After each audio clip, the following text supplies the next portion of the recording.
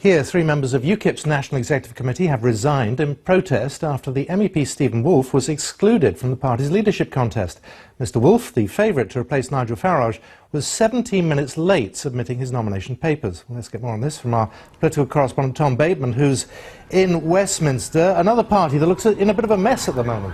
Absolutely, Simon. I mean, it was the chosen means of UKIP to announce the leadership shortlist by email. It was sent out, much anticipated at midday today, but it was really the omission of one name rather than the six that were on it that has plunged the party into bitter feuding this afternoon, because what they said was that Stephen Woolfe, who is a key ally of Nigel Farage, seen by many as the kind of natural successor to him for the leadership, the decision was he could not stand because he had missed the nomination deadline by 17 minutes. He didn't get his nomination papers in on time online. He blamed the party's computer systems for that. But he is deeply disappointed, he says, by the decision that he is disqualified from this race. And in the last few minutes, he's been reacting to that decision. He was very clearly very annoyed about the fact that he cannot stand.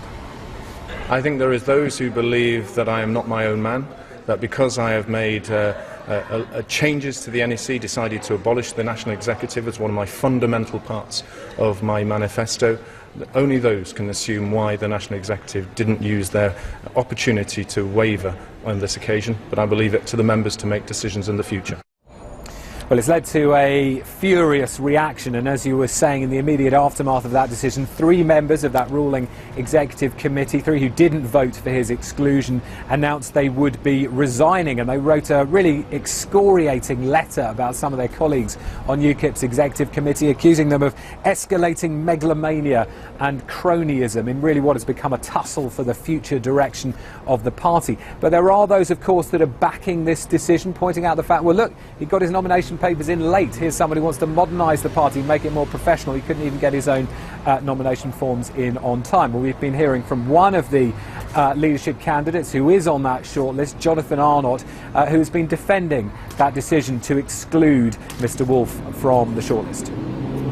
If they have come to this conclusion that Stephen Woolfe is somebody who should not be on the ballot paper due to late submission of papers, then provided that is correct, open and transparent, then they need to show that they've followed the rules, and if they've followed the rules, then nobody can really argue with that.